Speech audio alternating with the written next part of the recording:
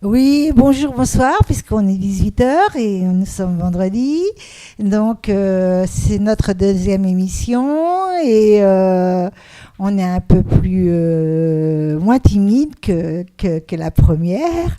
Et je crois pas que je suis si gonflée que ça. Donc, oui, un petit peu, hein, quand même, voilà.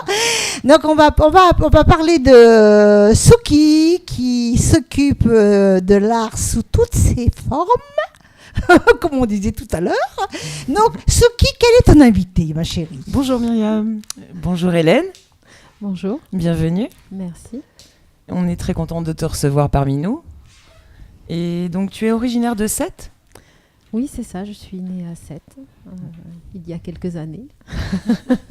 On va pas te demander ton âge, Non. ça se fait pas. Et donc, tu es une artiste aux facettes multiples. Tu touches à plusieurs arts différents. Et tu peux nous dire un petit peu à quoi tu touches ? Alors, effectivement, je fais de la photographie, du piano, que j'associe à mes créations, et de la sculpture dans mes temps libres, pour plus d'introspection. Tu fais de la sculpture. Quel type de sculpture ? Alors, du modelage, et je fais essentiellement des visages. Et des pièces aussi qui ont des formes de vagues. Je m'inspire de la Méditerranée. D'accord. Donc, Avec quel matériel? C'est de la terre. De la terre. De la terre. Donc, c'est de la sculpture. De la terre. Voilà, de la terre. Sculpture type céramique avec des cuissons. Oui, voilà. Céramique avec des cuissons, émaillage. Après, il y a des sculptures que je laisse à l'état brut, que je fais cuire et que je laisse telles qu'elles sont après. Voilà. D'accord. Okay. Et donc, tu as une formation qui n'a rien à voir avec ton métier actuel, c'est ça ? Si je suis bien au courant. Oui, c'est ça, exactement. C'était une... Oui. On en parle vite fait ou pas ? Oui, c'est possible. Oui, j'étais mal orientée et en échec scolaire. Voilà. Je ne savais pas trop quoi faire de ma vie. Et puis on fait comme papa, maman. Tu vas être secrétaire. Et c'est un métier que j'ai toujours... qui m'a toujours servi, néanmoins. Mais que j'ai toujours essayé de fuir et que j'ai jamais quasiment pratiqué, mais qui m'a servi dans ma vie personnelle.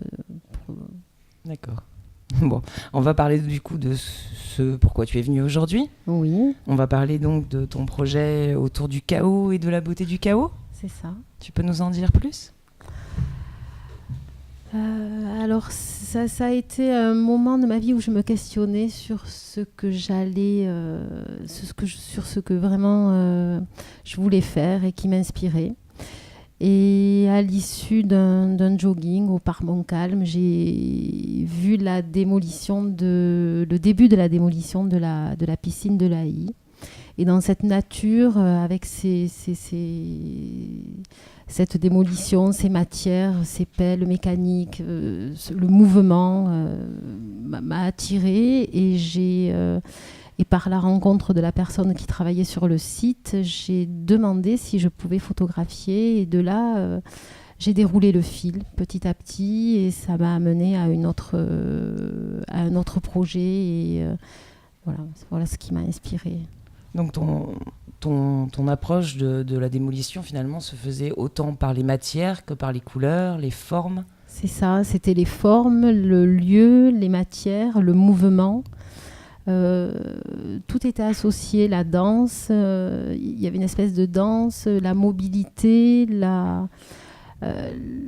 le changement, la déstructuration, la transformation. Enfin, j'y trouvais un peu toutes ces facettes dans le visuel, sonore et la matière. J'ai l'impression que tu nous décris un être humain en fait quand tu parles de démolition et du chaos des bâtiments en fait. Oui, parce que je pense qu'il y a aussi un parallèle avec l'humain, l'architecture et l'humain, la démolition, la transformation. Et c'est exactement ça quand un chaos survient chez un être humain. Alors, la façade, en principe, reste intacte, mais l'intérieur est détruit. Et je pense que ça ouvre les possibles. Ça éclaire des zones qui étaient encore inexplorées.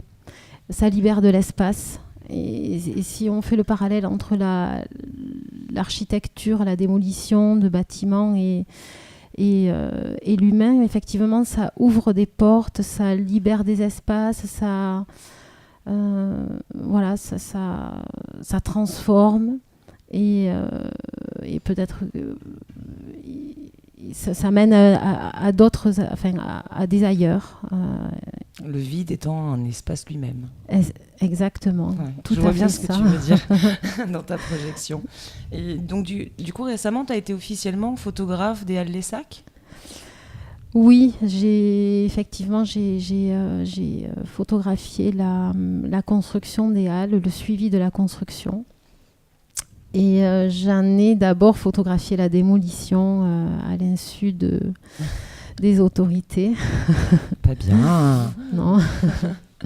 Et de là m'a été confié de photographier la construction des halles et le suivi. Et je pense que c'est ce parallèle-là qui est intéressant. C'est la démolition et la construction. Qu'est-ce que je reconstruis? Qu'est-ce que lui-même peut reconstruire? Voilà. Qu'est-ce qu'on y met à la place? Est-ce qu'on laisse l'espace vide? Est-ce qu'on le remplit par autre chose? Ou comment on le réaménage? Voilà, c'est la suite, quoi. Voilà, c'est la suite, l'évolution. Et donc, on a fait ensemble une belle performance. Tu as fait essentiellement, quasiment toutes les performances d'ailleurs, il faut le dire. Et j'ai participé du coup à ton travail. C'est ça. On en parle un peu ? Ah oui, on peut en parler, avec plaisir. J'aimerais savoir déjà comment t'es venue cette idée un peu saugrenue. Parce que même si j'étais partie prenante de cette idée saugrenue, j'avoue qu'on s'est un petit peu retrouvés face au mur administratif et au questionnement administratif. Grâce à toi d'ailleurs, parce que je pense que j'allais faire cela sans avoir une autorisation en bonne et due forme pour que l'on puisse, pour que cette performance puisse voir le jour. Donc je te remercie pour ça. C'est rien. Et donc c'était l'idée de ce projet de performance dans la rue, devant tes photos de la destruction des Halles les Sacs. Et donc tu as voulu greffer plusieurs arts qui sont donc dans tes mains, la musique, la danse, donc du visuel, du mouvement, encore une fois, du chaos. Dans les gestes, dans les gestuels, dans la musique un petit peu saccadée, etc.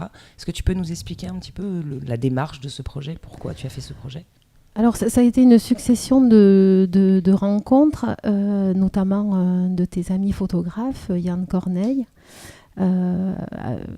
qui m'avait montré son travail lors de cette rencontre. Et petit à petit, l'idée a germé de me fondre. J'avais vu aussi des visuels d'artistes, un artiste chinois et une artiste australienne aussi qui se fondaient dans le décor, et il m'avait montré ton travail et de là petit à petit les associations sont venues à moi. Une amie aussi m'avait parlé d'un pianiste itinérant qui parlait de fausses notes. Ayant une structure classique, une formation classique au conservatoire en piano, je n'avais plus envie de labeur, de partition, et je me suis dit mais qu'est-ce que je pourrais explorer? Et donc on m'avait parlé de ce pianiste et je me suis dit mais si je commençais à faire des fausses notes et à jouer n'importe quoi. Voilà. Et cette idée-là m'est venue, et mes visuels étant déshumanisés, représentant la démolition de matière sans l'humain, je me suis dit que dans la démolition pouvait être source d'inspiration, de création. Voilà. Et donc j'ai pensé au body painting pour mettre en mouvement cette démolition qui, avant tout, est humaine. Voilà, c'est associer l'humain dans cette démolition. Et je trouvais que c'était dans ce qu'on peut appeler le chaos, y insérer effectivement le vivant, trouver cette lumière dans le chaos et faire vivre ce chaos avec une forme différente.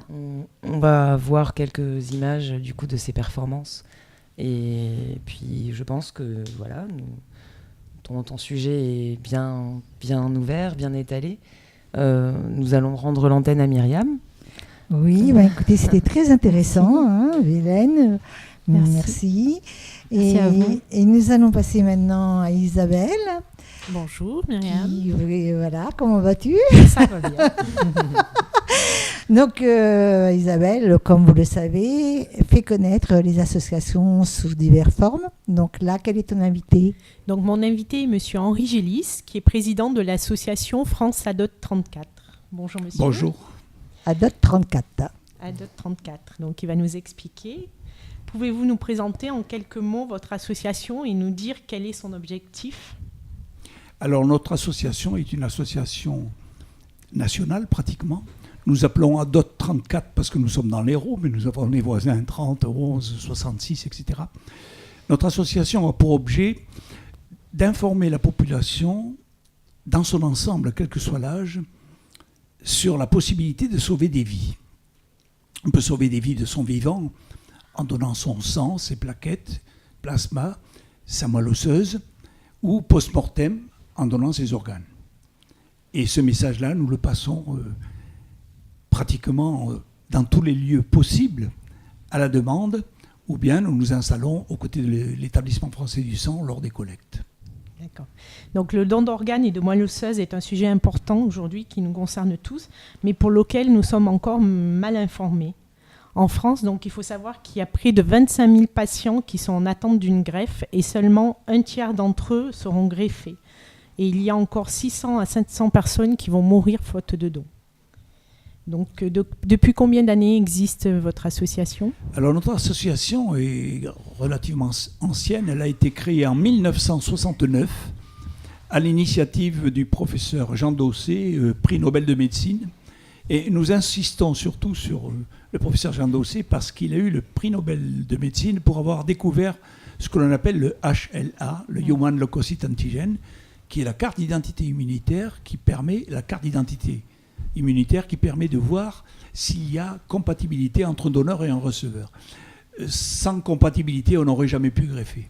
D'accord. Donc grâce à lui et grâce à son idée, dès la découverte du HLA, il a dit maintenant nous savons, donc il faut trouver des donneurs. Et l'association a été créée pour trouver et pour informer les gens sur la possibilité de donner ses organes. Ok, donc c'est à partir de là qu'est née l'association. Tout à fait. Je peux poser une question? Oui. Je voudrais savoir, parce que là, pour savoir, quand on fait don d'organes, par exemple, il y a des bruits qui courent en disant que le corps appartient à la médecine, donc on ne peut pas enterrer nos morts. Alors, il faut faire très attention, il y a beaucoup de confusion, et nous le constatons lorsque les gens viennent nous voir sur les stands, entre le don du corps à la médecine et le don d'organes. Exactement. Le don du corps différentes. à la médecine appartient à la faculté de médecine, et le corps n'est jamais rendu à la famille. Il est incinéré, et quelques facultés d'ailleurs demandent à la famille de payer l'incinération. Ça va. Le don d'organes, c'est tout à fait différent. La personne qui donne ses organes est rendue à la famille exactement comme si elle sortait d'une table d'opération ou au cours de laquelle l'opération n'aurait pas réussi et la personne serait décédée. C'est bien de préciser tout. Donc c'est tout à fait différent. Voilà. Mais je précise, et nous le faisons lorsque les gens nous interrogent, on peut faire les deux. C'est-à-dire qu'on peut donner ses organes et ensuite dire « moi je donne le corps à la médecine ouais. ». Le seul problème, c'est que les jeunes médecins n'auront pas de cœur ou de foie ou de poumon à disséquer. Voilà, c'est tout. Donc, combien de bénévoles et quel est leur rôle au sein de votre association ? Alors actuellement, nous avons au conseil d'administration, au bureau, nous sommes 8, plus 6 bénévoles qui sont membres actifs, c'est-à-dire qui participent aux activités sur le terrain. Et nous avons dans l'Hérault 42 correspondants, qui sont des personnes qui, dans les villages, dans les quartiers, se chargent, lorsqu'ils le désirent bien entendu, de distribuer la documentation sur le don d'organes, que nous leur donnons gratuitement bien entendu. Et bon, cette documentation peut être mise dans les pharmacies, dans les cabinets médicaux qui l'acceptent, ce qui fait que les gens peuvent consulter cette documentation. Oui, vous nous avez apporté un petit fascicule, d'ailleurs, qu'on distribuera sur le plateau tout à l'heure. Donc pourquoi avez-vous choisi cette association? Comment vous êtes arrivé à la tête de France Adot 34, si ce n'est pas indiscret? Alors, j'ai choisi d'abord de prendre la tête de l'association Adot 34 parce que j'avais eu vent que les associations sur le don d'organes ne faisaient pas grand-chose. Donc, j'ai dit, bon, il faut y aller. Si je me suis investi dans cette association, c'est parce que j'ai côtoyé, dès la première dialyse de mon fils, en 1979, des enfants qui avaient soit besoin d'une greffe et étaient sur une liste d'attente, soit étaient greffés. Alors je les ai côtoyés, ensuite je les ai connus, plus ou moins. Et donc cette vie-là que j'ai eue à cette époque-là, bon, j'ai pas eu trop le temps de m'occuper du don d'organes, mais je baignais dedans parce que j'avais mes activités. Mais dès que j'ai pris ma retraite, j'ai dit maintenant je vais me lancer dans cette affaire-là, parce que nombre de personnes, malheureusement, ont besoin d'une greffe. Oui. Et nombre de personnes meurent parce qu'on n'a pas suffisamment de donneurs, autrement dit, suffisamment de greffons, d'organes disponibles. Quelles sont les actions que vous menez à travers votre association? Alors, pour faire connaître donc les possibilités de sauver des vies, nous allons dans les lycées, nous allons dans les collèges, nous allons dans les facultés, à la demande la plupart du temps des étudiants des facultés. Nous suivons l'établissement français du sang lorsque nous le pouvons, parce que ça demande énormément de moyens en personnel, lors des collectes. Nous coiffons également plusieurs fois par mois les journées défense-citoyenneté où les jeunes sont convoqués, et ça se passe ici dans la région, c'est à Palavas. Et au cours de ces après-midi d'information sur la citoyenneté, nous avons des créneaux qui nous permettent de passer également le message. Mais nous allons également dans des entreprises. Nous sommes allés chez Dell à plusieurs reprises, dans des cliniques, toujours à la demande des établissements ou des institutions. Donc, quels sont les moyens mis en place pour trouver des nouveaux donneurs? Alors, les moyens mis en place, je crois qu'il n'y en a pas beaucoup, sauf l'information. Les seuls moyens dont on dispose, ce sont les nôtres, c'est-à-dire la parole, c'est-à-dire l'explication, c'est-à-dire la pédagogie. Il m'est arrivé d'écrire dans un bulletin que nous produisons 2 fois par an. Il y a quelques années de cela, il y a déjà 2-3 ans, lorsqu'il a été question de la nouvelle loi sur le don d'organes, qui devait être promulguée, elle ne l'était pas encore, mais certaines bribes étaient déjà passées dans la presse. Il m'est arrivé d'écrire que on ne provoque pas le sentiment des gens, ni l'émotionnel, par une loi. Il n'y a que la pédagogie qui peut le faire. Et c'est la raison pour laquelle on s'investit à fond pour essayer d'expliquer aux gens pourquoi il faut le faire. On ne les oblige pas. On les convainc, mais sans les contraindre. Les gens font ce qu'ils veulent ensuite, une fois qu'ils ont eu l'information. Donc vous avez répondu en partie à ma question suivante, mais je voudrais que vous reveniez un petit peu dessus. C'est avez-vous des partenariats avec d'autres associations, des entreprises locales? Donc vous avez parlé de l'EFS. Je crois que vous organisez une tournée des plages pour informer le public. Alors, aux côtés de l'EFS, nous allons dans les villages, dans les communes, bien entendu. Mais disons que la période au cours de laquelle on peut toucher le maximum de monde, c'est la tournée des plages. Il est évident qu'entre Valras et le Grau-du-Roi, l'été, on voit non pas des centaines, mais des milliers de personnes. Le gros avantage, c'est que nous pouvons contacter des personnes qui sont reposées, calmes, qui ont le temps, sont en vacances, et en plus de ça, nous faisons connaître notre association par la même occasion. D'accord. Donc, pouvez-vous nous parler de la nouvelle loi santé concernant le don d'organes? Parce que je pense que c'est encore une loi qui reste assez floue dans la tête des gens. Alors, cette loi santé qui a été promulguée le 1er janvier 2017 a un seul avantage, c'est d'en faire parler. Parce que sinon, la loi telle qu'elle a été présentée par l'Agence de biomédecine a été contre-productive, puisque l'Agence de biomédecine a mis en avant en permanence qu'avec la nouvelle loi, on pouvait être contre. Ce qui n'est pas tout à fait notre discours. Oui. Ça n'empêche pas d'être contre pour ceux qui le choisissent. Mais nous sommes plutôt pour sauver des vies. Donc ça a été assez contre-productif. Actuellement, l'Agence de biomédecine a un autre type de communication qui améliore un peu les choses. Mais le seul avantage de cette loi, c'est qu'on en parle un peu. Maintenant, quand nous informons les gens sur cette nouvelle loi, nous faisons ressortir, et c'est la raison pour laquelle j'ai fait sortir ce petit fascicule, qui est tout petit, mais qui est très explicite. Nous attirons l'attention des gens sur le fait que s'ils ne sont pas inscrits sur le registre des refus, le jour où l'événement se produit, et ce n'est pas un événement habituel, on pourra en parler, le corps médical est tenu, de par la loi, d'informer, de questionner la famille pour savoir quelle est la position du défunt sur le refus. Or, lorsqu'on sait que le don d'organes n'est utilisable que dans une mort très particulière, Oui. c'est la mort cérébrale, la mort encéphalique en réanimation à l'hôpital, une mort inattendue, on vient d'apprendre à la famille, aux proches, qu'un enfant, que le père, que la mère est décédé il y a 30 minutes de mort cérébrale. Et dans les instants qui suivent, c'est pas forcément à la minute près, mais dans l'heure ou dans les 2 heures qui suivent, on dit il n'est pas sur le registre des refus, on a consulté, est-ce que vous pouvez nous donner sa position par rapport au refus? Pour certaines personnes, c'est la double mort. Oui. Oui. Nous avons des témoignages de personnes qui,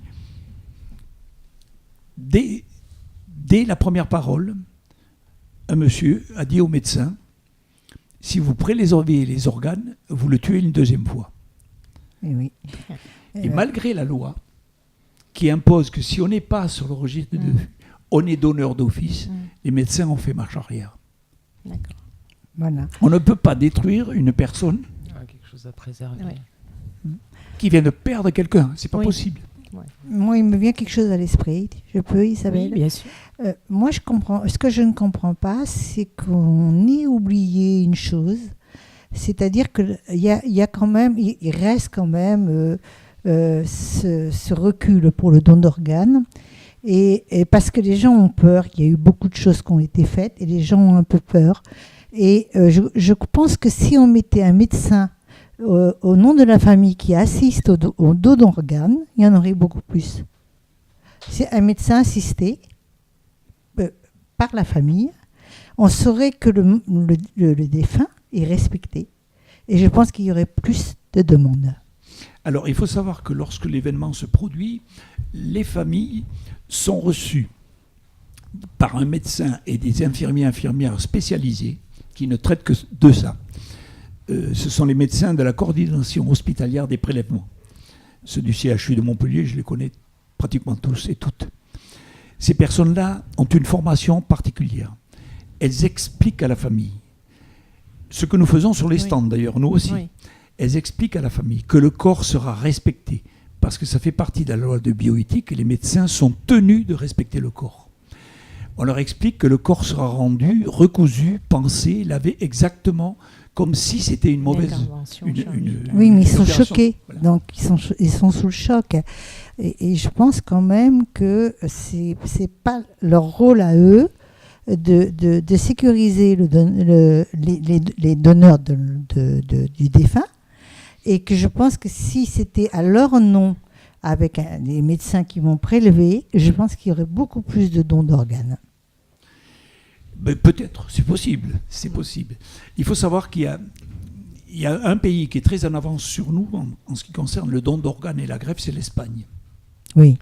Alors, il se trouve que j'ai rencontré le professeur responsable de la coordination hospitalière des prélèvements de Barcelone, qui nous a expliqué qu'il ne fallait pas rendre responsable le public du refus du don d'organes, mais le corps médical.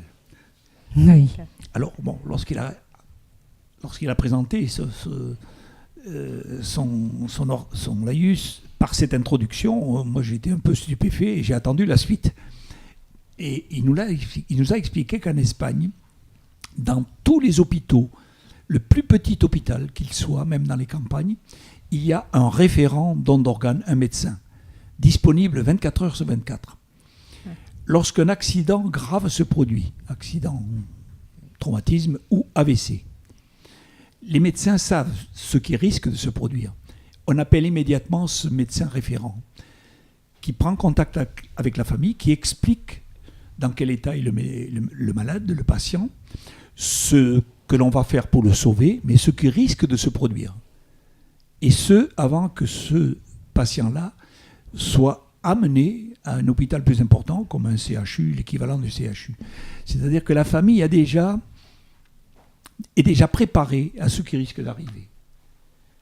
Et ils ont beaucoup moins de refus que nous. Et voilà. Beaucoup moins. Tout est dit. Oui, comme vous dites. C'est pour ça que c'est important de faire connaître sa position à sa famille concernant le don d'organes. Et vous avez un site? C'est la raison pour laquelle nous informons au maximum en disant aux gens, surtout, parlez-en, faites-le savoir. Donc, quels sont les critères pour devenir donneur? Il n'y a pas de critères. Il n'y a pas de critères. Tout Non, le monde il n'y a peut pas être. d'âge. Et il n'y a pas d'âge. Il n'y a pas D'accord. d'âge. Non, lorsque la question nous est posée, c'est très courant d'ailleurs, est-ce qu'il y a un âge pour donner? Il n'y a pas d'âge. Et je réponds très souvent, ce qui est important, ce n'est pas l'âge de la personne, c'est l'âge des organes. Oui. Il y a des personnes de 50 ans ou 60 ans qui ont les organes abîmés parce qu'ils ont été malades toute leur vie, ce n'est pas de leur faute. D'autres, bon, parce que le comportement a fait que certains organes ont souffert. Ils ont profité de la vie. Je ne dis pas que c'est leur faute. Non. Donc, quelles sont les démarches à effectuer si on veut Aucune. devenir donneur? Aucune démarche à effectuer. Puisqu'on est donneur, on n'a pas à s'inscrire sur le registre des refus déjà. Ouais. La seule démarche que nous proposons, nous, c'est de demander une carte qui n'a aucune valeur juridique. Nous spécifions. Lorsqu'on prend une carte, on n'est pas inscrit sur un registre des donneurs qui n'a jamais existé. Simplement, cette carte marque la décision de la personne, la position, et cette carte, au dos de la carte, c'est mentionné, on fait savoir sa position à tous les membres de la famille, à tous les proches. C'est la seule démarche que l'on peut faire. Okay. Sinon, il faut dire « je suis pour » et en parler sur tout ça. Voilà. D'accord. Quels sont vos projets à long terme ? Oh, les projets à long terme, c'est qu'il nous reste encore beaucoup de travail à faire, puisque il y a eu encore 30%, plus de 30% de refus en 2017 en France, ce qui a représenté presque 600 décès. 600 personnes qu'on aurait pu sauver parce que les médecins savent faire. Et la greffe, ça marche. Oui. Donc nos projets, c'est de continuer. Si possible, en ayant plus de bénévoles, parce que ça demande beaucoup de temps, pour aller au-devant des personnes, pour leur expliquer. Et en principe, bon, ça devrait continuer à progresser, puisque nous étions quand même à 33-34% en 2016. Okay. Nous sommes à 30,5%. Oui. Bon, c'est progrès. Donc avant de conclure, je vais vous demander de résumer l'année 2018 en quelques mots. C'est-à-dire les meilleurs souvenirs de l'année, je ne sais pas si vous avez... Vous savez, les meilleurs souvenirs, ce ne sont pas des... vies sauvées. Ce ne sont pas des souvenirs, ce sont des émotions. Les meilleures actions, ben voilà. De voir des personnes qui viennent nous voir en disant j'ai été sauvé parce qu'on m'a greffé un cœur il y a 3 semaines, il y a 1 mois, il y a 3 ans. Parmi les membres de l'association, nous avons un greffé du foie et du pancréas. Le pancréas, c'est très méchant. Oui. Une greffée du foie, un greffé du cœur, un deuxième greffé du cœur, mais lui, il veut pas se déplacer. Non pas parce qu'il souffre, mais parce que, bon, il dit, mais le cœur, il est à moi, maintenant, j'en parle plus. Voilà. Mais voilà, notre projet, c'est de continuer à porter ce message-là. Et à porter surtout un message sur une particularité de la France à propos du don de moelle osseuse, dont je n'ai pas parlé. Ouais. Je vais être assez bref. En France, aujourd'hui en France, 2000 personnes pourraient être soignées par une greffe de moelle osseuse. Des personnes atteintes de maladies graves du sang, comme la leucémie, la plasie médullaire, etc. Or, nous manquons de donneurs. Pour vous donner 2 chiffres, il doit y avoir en France sur le registre des donneurs actuellement, parce qu'on ne donne pas sa moelle osseuse, on ne sait pas la conserver. Et nos anciens, qu'il y avait quand même de la jugeote. On dit, puisqu'on ne sait pas conserver la moelle osseuse, on va conserver les donneurs. Et ils ont créé un registre de donneurs.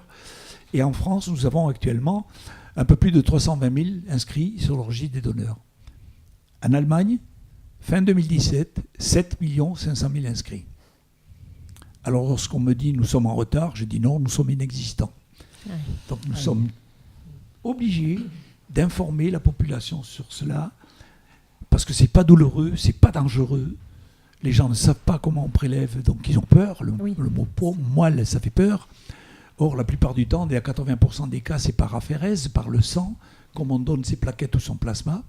Et 20% des cas qui restent, à la demande du médecin traitant, et non pas du donneur ou du préleveur, c'est surtout pour des enfants, on prélève la moelle osseuse dans l'os iliaque, c'est-à-dire l'os du bassin, à l'aide d'une aiguille et d'une seringue, sous anesthésie générale légère et en ambulatoire. Donc c'est pas très lourd, sinon vous ne laisserez pas partir en fin d'après-midi. Oui, voilà, le problème, c'est qu'on n'informe pas assez. Oui, c'est le manque d'information. Alors, il n'y a pas un manque, il n'y en a pas. Donc voilà, eh ben, c'est ce qui est très négligé, je trouve, et qu'on devrait justement, au lieu de parler des choses, toujours des mêmes choses, etc., ben, on devrait parler de sauver des vies, effectivement. Et vous avez un site? Oui. Vous pouvez nous le donner? C'est-à-dire? Le site internet. Oui, nous avons 2 sites. Nous avons le site adot34.com et puis le site national qui est franceadot.org. On n'oubliera pas de le mettre. Vous aurez toutes les informations dessus. Et nous avons une page Facebook, 2 pages Facebook. Une, c'est Adot34 et une, c'est Henri Gélis. C'est moi. Voilà. Enchanté. Donc, avant de nous quitter, est-ce que vous avez un message à faire passer aux futurs donneurs? Ben, le message à faire passer, c'est dès que vous le pouvez, informez-vous. Prenez contact avec nous si nécessaire. Nous sommes toujours disponibles. Moi, je suis disponible 24 heures sur 24. Téléphonez-nous si vous avez besoin de renseignements. Allez sur le site, vous pouvez poser des questions. Nous vous répondrons. Et puis surtout, encore une fois, réfléchissez, pensez-y et parlez-en et faites savoir votre décision, qu'elle soit pour ou contre. Exactement. Monsieur Gélis, je vous remercie d'avoir accepté notre invitation. Merci beaucoup. Voilà. C'est surtout nous qui sommes très contents de vous avoir eu. Hein. Merci. Donc maintenant, nous allons passer à la rubrique coup de cœur musical. Et tout le monde la connaît maintenant, même si ça fait que la 2e émission, peu importe. Marie Nati, quelle est ton invitée? Bonjour Myriam. Non, j'étais en train de penser aux dons d'organes, il va falloir vraiment que j'y pense. Bah, surtout la moelle osseuse, quoi. Je veux dire, c'est voilà. Tout le monde devrait donner un peu de sa moelle osseuse. Alors aujourd'hui, j'accueille aussi une personne qui a un don. Donc il s'appelle Franck Marcoux. Bonjour Franck. Bonjour. Franck Marcoux, qui es-tu? Qui es-tu? Que fais-tu? Où es-tu? Je sais que tu es issu de la communauté gitane. Exactement, je suis issu de la communauté gitane et je suis ambassadeur de la musique gypsy au sein de l'association Aux Couleurs Gypsy. Eh ben voilà, quel honneur pour nous de t'accueillir sur notre plateau Web Radio Love Sisters. Alors donc tu es aussi guitariste? Oui, tu es guitariste, chanteur, interprète et auteur-compositeur. La totale. Exactement. Super. Et parlons de toi, de ce que tu as fait l'année dernière, de ce que tu vas faire cette année. Donc on a eu une grosse année 2018. Oui. J'ai eu la chance d'être dans un projet avec Stéphane Lelouch et d'autres artistes où nous avons mis en place un gros projet à La Cigale à Paris. Super. Avant ça, j'ai reçu la médaille de l'Assemblée nationale du mérite par Monsieur Patrick Vignal. Qui est Patrick Vignal? Le député de l'Hérault. D'accord. Okay. Voilà, j'ai été appelé par... Je le savais, mais c'était au cas où. On l'a vu. J'ai été appelé par l'Assemblée nationale. Ils se sont renseignés sur mon parcours professionnel, scolaire, très atypique. Et m'ont remis la médaille de mérite de l'Assemblée nationale pour la Fabrique du bonheur. Mais bravo, hein, c'est beau, Fabrique du bonheur. Fabrique du bonheur. Quel honneur.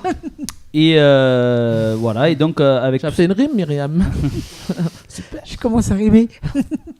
Il y a 16 ans, 16-17 ans, j'ai créé le groupe Los Niños de la Noche, Oui. dont je suis leader, avec des gitans de la communauté. Et il y en a plusieurs qui sont passés dans le groupe. Oui. Et aujourd'hui, nous avons une nouvelle formation.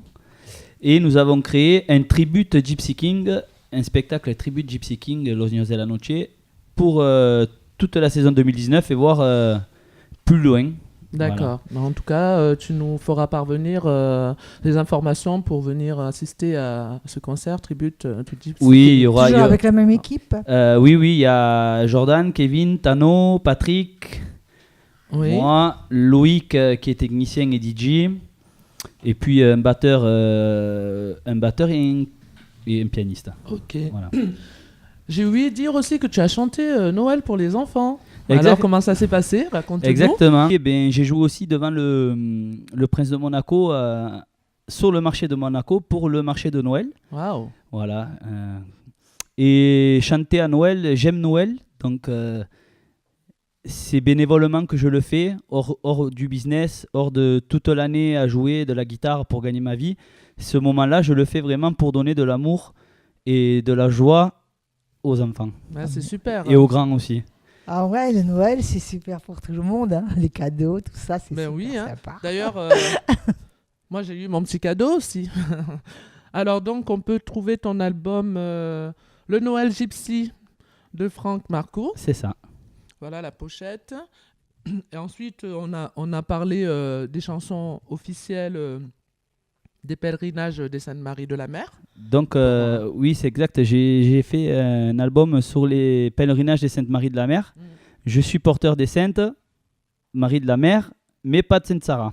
Sainte Sarah, c'est ma famille. C'est ma famille d'Alès parce que c'est vraiment 4 personnes bien précises qui portent les saintes. Ça se passe en fait, il y a une passation de père en fils. Et moi, je fais partie de la confrérie des Saintes Maries de la Mer où je porte les saintes le 25 mai Oui. tous les ans. D'accord. Voilà. Et ces chansons racontent l'histoire des pèlerinages des Saintes Maries de la Mer. Et mon troisième cadeau, non, c'est pas vrai, c'est pour la radio, hein, c'est pour Love Sisters. On est gâtés. Donc, Ouais, c'est notre Noël. on a parlé aussi du groupe La Noche. Donc, Los Niños de la Noche, la chanson que je vais chanter s'appelle À toi papa, à toi maman. Oui. C'est une chanson qui est dans cet album, qui a été composée par Monsieur Jean-Paul Cara. C'est la personne qui a gagné avec Marie-Myriam l'Eurovision Ah oui, avec je m'en l'oiseau rappelle. et l'enfant. Il y a 30 ans au moins. Il y a plus de 30 ans, Plus ouais, de 30 exactement. ans, au moins, hein. J'étais même pas né. Moi non plus. C'était comme le poisson. Quand vous rigolez toutes là autour, je n'étais pas né à 30 ans. Nous l'inviterons, Jean-Paul Cara. Et donc, J'étais comme un poisson.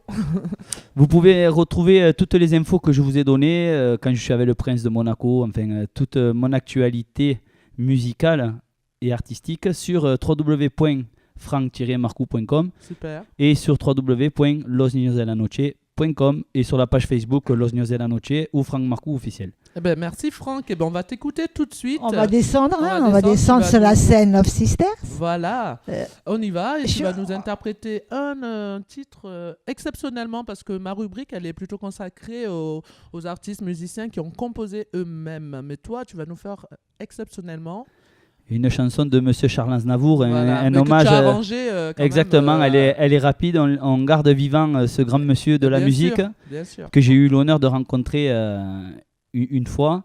Et voilà, c'est la maman, mais la maman, nous, on l'a fait ressusciter Ah ben, avec super. les rythmiques gypsy. Et voilà. Oui. On va écouter ça tout de suite. À tout- Merci. Bon, alors nous y allons. À tout à l'heure.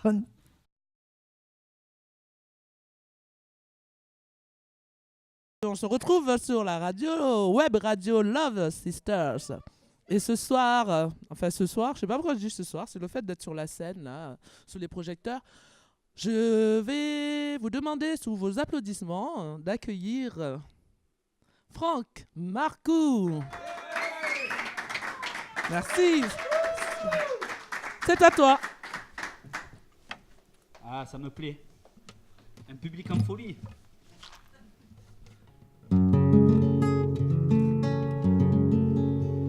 Bienvenidos están aquí. Mi familia están aquí. Que está muriendo la mamá.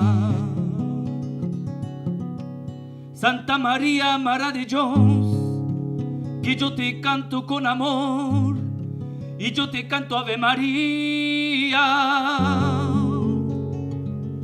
Caminando por la calle, caminando yo voy solito, como me ponga ya a pensar mi corazón por dentro yo, por la mamá. Ya han venido, están aquí, mi familia están aquí, que está muriendo la mamá. Santa María, Mara de Dios, que yo te canto con amor y yo te canto Ave María. Ave María.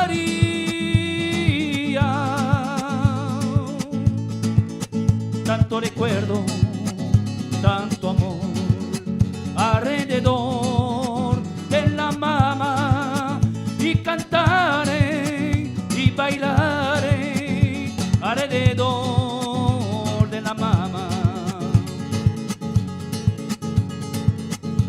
Ya venidos están aquí, mi familia están aquí, que está muriendo la mamá. Santa María, Mara de Dios, que yo te canto con amor y yo te canto Ave María. Caminando por la calle, caminando yo voy solito, como me ponga ya a pensar mi corazón por dentro yo, por la mamá. Ave María. Tanto recuerdo, tanto amor alrededor de la mamá, y cantaré y bailaré alrededor de la mamá, porque nunca, porque nunca, porque nunca de la mamá.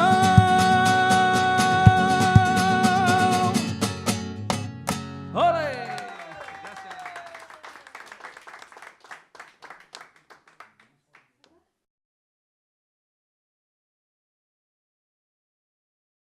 On va chanter pour les papas et les mamans.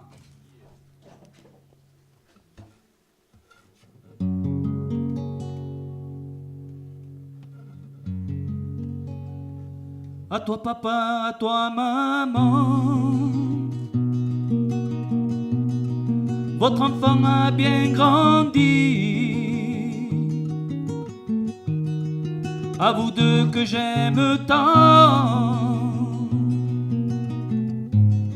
Merci papa, merci maman. Je vous dois cette vie tranquille.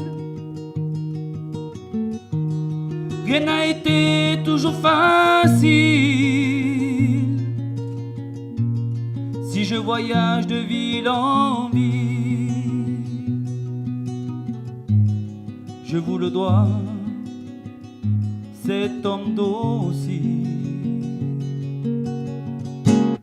À toi papa, à toi maman, votre enfant a bien grandi. À vous deux que j'aime tant. Merci papa, merci maman. Vous êtes la vie, vous êtes l'amour. Et chaque jour que Dieu me fait, c'est à vous je le dois toujours. Je vous chante et vous chanterez. À toi papa, à toi maman, votre enfant a bien grandi. À vous deux que j'aime tant. Merci papa, merci maman. toi papa, à toi maman. Votre enfant a bien grandi. À vous deux que j'aime tant. Merci papa, merci maman.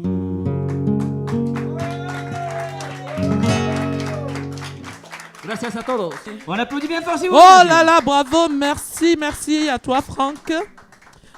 Merci d'avoir accepté notre invitation sur notre web radio Love Sisters. Merci pour cet hommage que tu as fait à Charles Aznavour et pour ta compo, à toi papa, à toi maman. On se retrouve très bientôt sur notre web radio Love Sisters. Merci, merci.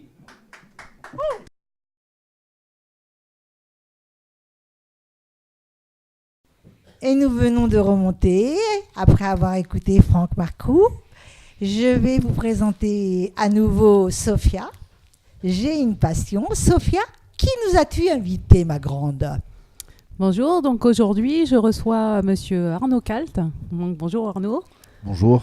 Quel est, déjà on va parler de votre vie professionnelle très brièvement. Donc quel est votre métier ? Aujourd'hui, je suis agent immobilier. Moi. D'accord, et donc vous avez une passion dans la vie. Quelle est-elle ? Donc ma passion depuis très longtemps, c'est l'univers de la moto et en l'occurrence la Harley Davidson, pour pas citer de marque. D'accord. Voilà. Et depuis combien de temps cette passion Donc en fait cette passion, moi je l'ai depuis tout petit. J'ai acheté ma première moto à l'âge de 19 ans, donc ça fait plus de 25 ans maintenant. Apparemment, j'avais discuté avec un cousin à moi qui se rappelle quand j'étais tout petit, quand j'avais l'âge de 7 ans, avoir dit quand je serai grand, je roulerai en Harley Davidson. Donc j'ai pas de souvenir aussi lointain, mais voilà, ça remonte à très très longtemps. Donc oui, une passion depuis quasiment toujours en fait. Apparemment, oui. Vous faites des sorties entre copains vous avez un groupe, est-ce que vous vous suivez régulièrement Alors un groupe, pas vraiment. Après on est une bande de copains, puisque ça fait très longtemps qu'on roule ensemble, avec qui on se retrouve assez fréquemment pour faire des sorties.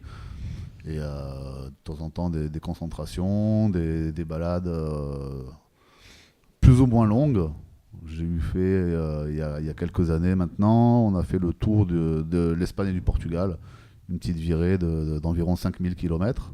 Wow. Donc, et là, vous étiez parti combien de temps Une dizaine de jours. Ah, oui. Une dizaine de jours. Donc, on a pris le temps pour descendre. On a été dans le sud du Portugal. Il y avait une concentration de motos. Et puis, donc, le trajet, ça faisait partie du périple. On a mis 5-6 jours à descendre. On est resté 3 jours sur place. Et puis, le retour assez rapide en 2-3 jours. D'accord. Est-ce que c'est une passion que vous partagez avec vos proches ou des membres de votre famille Alors, non, ma femme aujourd'hui, elle monte pas en moto avec moi. Disons que j'ai pour tendance de rouler un petit peu vite en plus. donc elle est un peu craintive.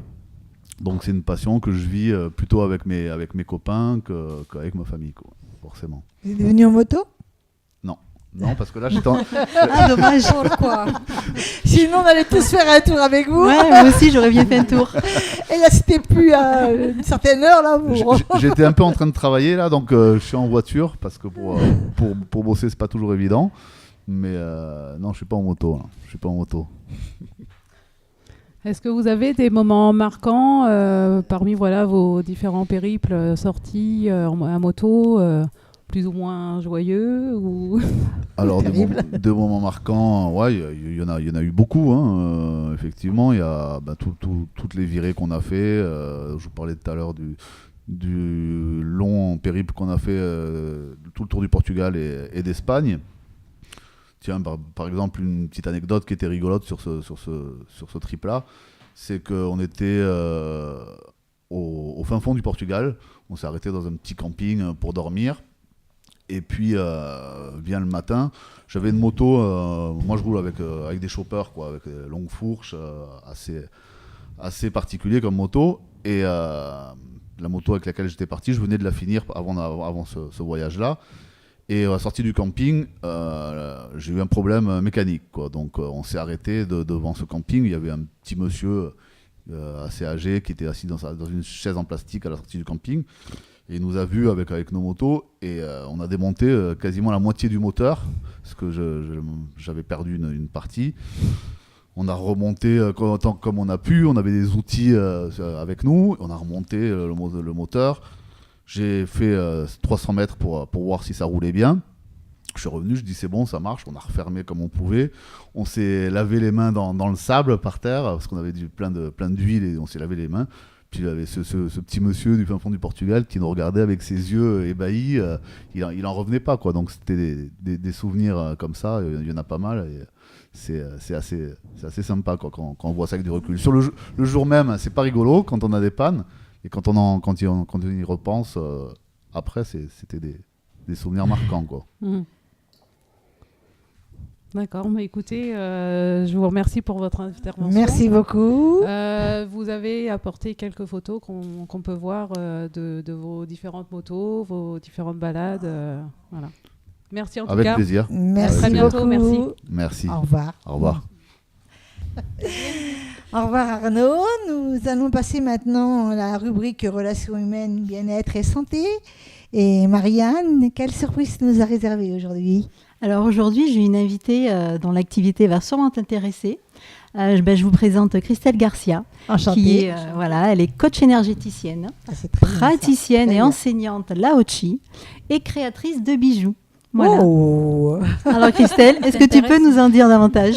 Voilà. Tout à fait. Donc oui, je suis praticienne Lao Chi. Donc c'est une technique énergétique où je travaille sur le corps en acupression. Donc la personne s'allonge et je travaille sur elle avec les habits et je travaille sur tout le corps en aidant à libérer tout ce qui peut être dans les conditionnements, toutes les blessures, enfin tout ce qu'on peut supporter dans notre vie qui nous charge et qui nous empêche d'avancer, ça permet de libérer tout ça. Oui, voilà. Une clientèle en plus. Voilà, ben oui, dans une phase un petit peu mouvementée en ce moment, Tout à on fait. en a besoin. Ouais, exactement. Oui, pardon. Alors justement, à qui s'adressent ces soins ? Alors ça s'adresse à tout le monde. Moi j'ai déjà fait des soins sur des bébés, des femmes enceintes, des personnes âgées, des personnes jeunes. On peut travailler sur tout le monde. Du moment que la personne n'est pas bien dans sa vie, qu'elle a des problématiques, que ce soit de couple, de travail, dans tous les domaines, ça peut toucher tout le monde. La confiance en soi, des adolescents qui ne sont pas bien aussi, les examens, aider à libérer, à se relâcher, se détendre. Voilà, je peux travailler vraiment sur tout. D'accord. Et comment en es-tu venue justement à pratiquer ces soins énergétiques ? Parce que moi, j'ai commencé aussi à être mal avant les autres.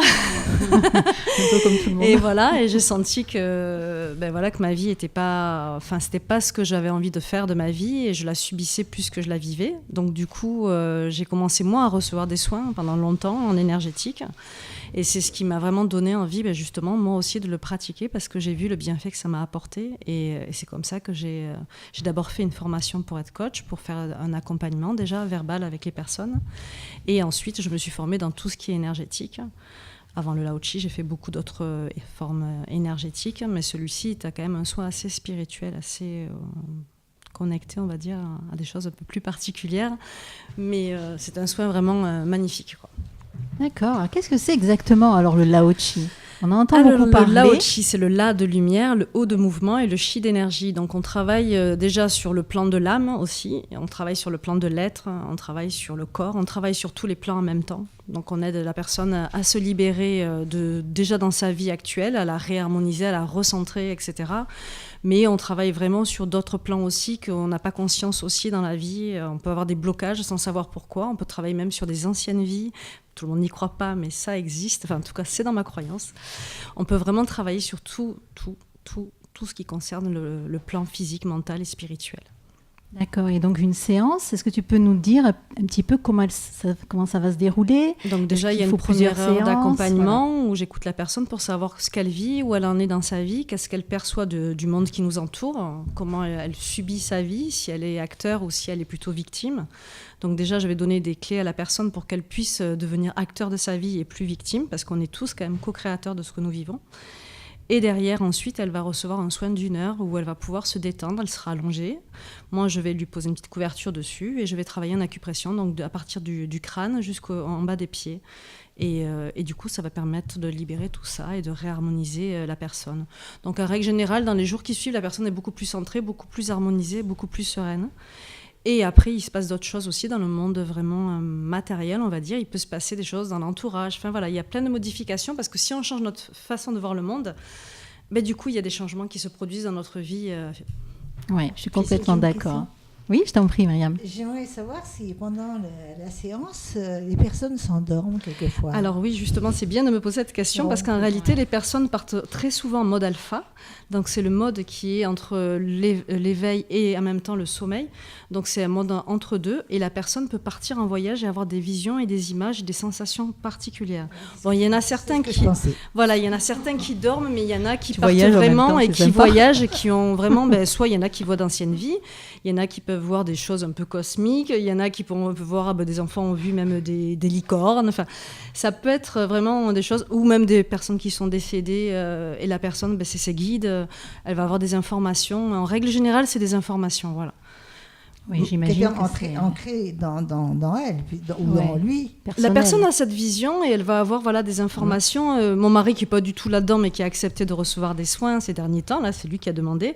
Il avait des difficultés au niveau du job et il a vu Ganesh. Et Ganesh, c'est celui qui aide à passer toutes les difficultés et à franchir les obstacles. Lui, il n'est pas du tout là-dedans. Le fait que lui voit ça, il ne savait même pas ce que ça voulait dire, c'est juste énorme, quoi.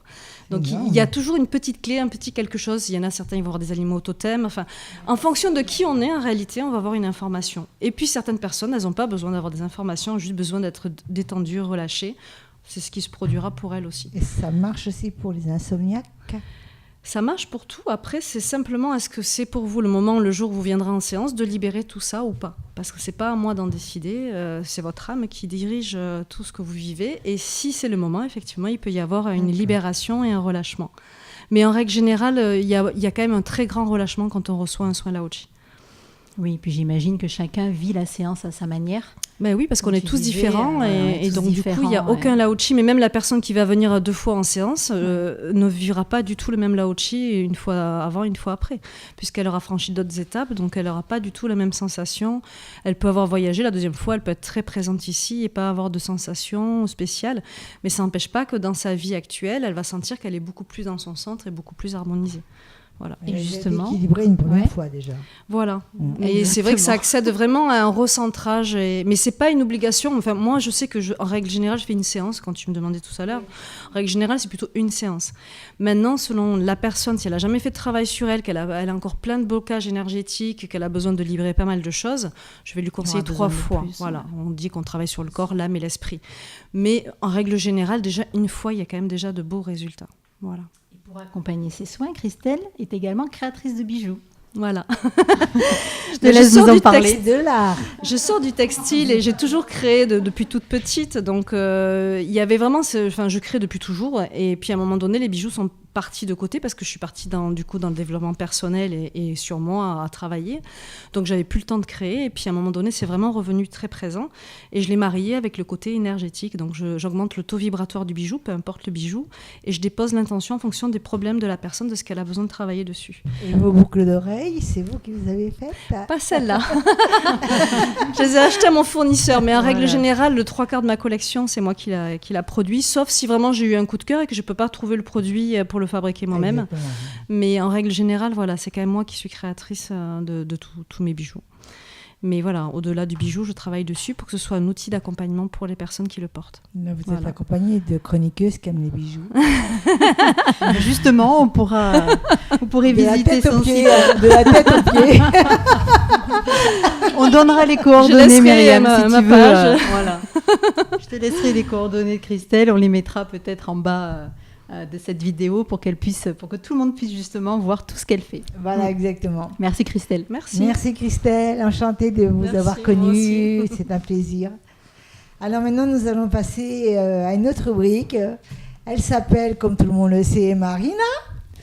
Dans la rubrique danse, qui as-tu invité aujourd'hui, Marina ? Bonjour, aujourd'hui je vous présente une danseuse professionnelle dans Attendez, j'ai appris ce mot pendant 2 jours. L'événementiel. Cheyenne. Bonjour, très ravie d'être là.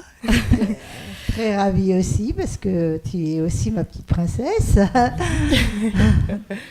Oui, Cheyenne, comment t'es venue cette passion, tu peux me dire? D'un ami déjà qui lui pratique la scène. Il est artiste, performeur, danseur. Il fait performance de feu. Après, il est transformiste. Du coup, il danse. Il fait des performances, je le redis encore, de feu. Je suis un peu stressée, excusez-moi. Moi aussi. Hein. Et tout à l'heure, alors. Et du coup, ouais, danse, ça va détendre tout le monde. Ça va détendre tout le monde. Et du coup, oui, c'est à force de parler et puis de le voir, lui, sur scène et tout, les feux de projecteur et tout. J'aime bien ça. Moi, j'ai presque pensé que c'était un membre de ta famille. Non. non, c'est un ami très proche. Très proche, oui. À quand remonter cette envie? Ça fait au moins 2 ans. 2 ans, puisque je le connais, lui, ça fait déjà 3 ans, mais ça fait un petit peu de temps qu'il m'en a parlé, et puis peu de temps que je l'ai vu aussi sur scène faire. Puis après, j'ai connu Myriam. Donc voilà. Voilà. Est-ce que tu fais de la scène ou Mais oui, j'ai fait de la scène. J'ai fait de la scène avec le groupe Delicia. On a fait déjà plusieurs scènes. On a travaillé pour des mairies. On a un contrat en principe en 2019. On est censé faire une petite tournée, comme on dit dans le jargon. On est censé partir en Espagne. Donc on va voir si tout ça se met en place bien comme il faut. J'espère, je croise les doigts. Parce que ce serait génial, franchement, de partir et puis de découvrir d'autres mondes, découvrir d'autres artistes. Ça peut être cool. Oui, mais tu travailles beaucoup en discothèque aussi. Oui, oui. Et tu restes très fidèle au show d'Elicia. Oui, toujours. Oui, parce qu'après les boîtes de nuit, c'est toujours... c'est vu différemment sous l'œil des spectateurs, puisqu'une boîte de nuit, ça reste une boîte de nuit. Une scène, c'est autre chose. Une scène, il y a des spectateurs. Une boîte de nuit, non. C'est toujours une femme qui danse en boîte de nuit, c'est mal vu. Les tenues ou quoi que ce soit, ça peut être soit vulgaire ou alors malsain. Malsain. Non, mais ouais, après, c'est vrai, j'ai travaillé dans des boîtes de nuit. Le groupe Delicia que je suis quand même, j'y suis très bien accrochée parce que ça se passe très bien. Je crois que tu as fait des beaux plateaux quand même. Oui, bien sûr. On a fait une scène ouverte à Marseillan l'année dernière. Le Pasino à la Grande Motte, oui. Après, on a fait quoi? On a fait Vendargue, ouais, il me semble. Je les ai plus en tête. C'est-à-dire, c'est étonnant, vu le style de Delicia, que les mairies... oui, face... oui, mais il semble que les mairies apprécient quand même. Oui, de voir Delicia passer dans leur commune. Oui, non, c'est ça. Oui, Cheyenne, qu'est-ce que tu fais d'autre dans la vie? Dans la vie, je suis animatrice pour enfants. J'ai un CAP petite enfance, j'ai un BAFA. Je travaille avec tout âge d'enfants. Je travaille avec des enfants handicapés aussi, atteints d'autisme. Je les ai accompagnés dans la vie quotidienne, accompagner un enfant dans les gestes, tout ce qu'il faut apprendre, se brosser les dents, gestes que nous on sait faire, qu'eux ne savent pas forcément faire. Et puis même les enfants à la primaire, les aider à apprendre la vie, ça j'aime bien. Ça c'est bien. Ça c'est bien. Ça je connais pas. Donc tu comptes nous faire un live en danse? Oui. Et donc sur quel titre, d'après ce que je vois là, on dirait, je crois Sortilège, c'est ça? Oui, de Delicia, toujours. Toujours et encore, Delicia. Oui, c'est Sortilège, ouais, ça a été une petite dernière mise à jour de la musique, après ce que j'ai pu comprendre. Je crois qu'ils ont fait cette musique en version club. Oui, voilà. Ouais. Et du coup, je vais faire un petit live dessus après. Marina, tu as des questions à poser à Cheyenne? Non, c'est tout. Merci beaucoup, Cheyenne. De rien. On va l'accompagner dans la scène Love Sisters. Nous allons y aller tous, toutes. Et tous, parce qu'il y a des hommes ici qui sont présents. Qui ont hâte. Et qui nous regardent. Alors on va aller tous Et voir comprendre Cheyenne pourquoi. danser. Allez, youpi. Alors on voulait vous dire merci beaucoup. Donc on ne sait pas si on remonte ou si on ne remonte pas. En tous les cas, on reste à regarder Cheyenne sur la scène. Et je voulais préciser d'une chose aussi, c'est que les jeux continuent. Inscrivez-vous sur le site www.radiolovesisters.fr. Merci les filles. Et vous vous inscrivez et les 30 premiers inscrits auront des petits cadeaux, c'est-à-dire des casquettes, peut-être, des Alicia. Non, pas Délicia. Mais pourquoi non hein? Peut-être Délicia, si Délicia nous en donne, pourquoi pas. Donc vous avez des cadeaux, comme je disais tout à l'heure, et peut-être que vous aurez une surprise. Délicia va peut-être nous offrir 2 ou 3 ou 4 CD. Donc les 4 premiers inscrits auront le CD gratuitement, n'importe où dans la France. France et Navarre. On dit bien Navarre, n'est-ce pas? Ça fait longtemps qu'on ne dit plus ça. Là, on ne dit plus, mais enfin, on peut le dire comme ça pour s'amuser. Et on descend voir Cheyenne danser. Allez, youpi! Ouais.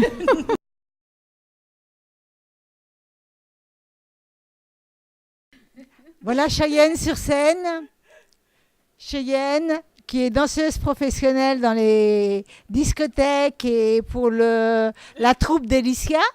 Je crois que tu fais partie des danseuses principales. Donc, tu vas nous faire une chanson de Delicia, je suppose. N'est-ce pas, Marina? Tu peux parler de Cheyenne un peu, toi aussi? Oui, on a dansé déjà avec Cheyenne. je connais bien. Donc, à toi, Cheyenne.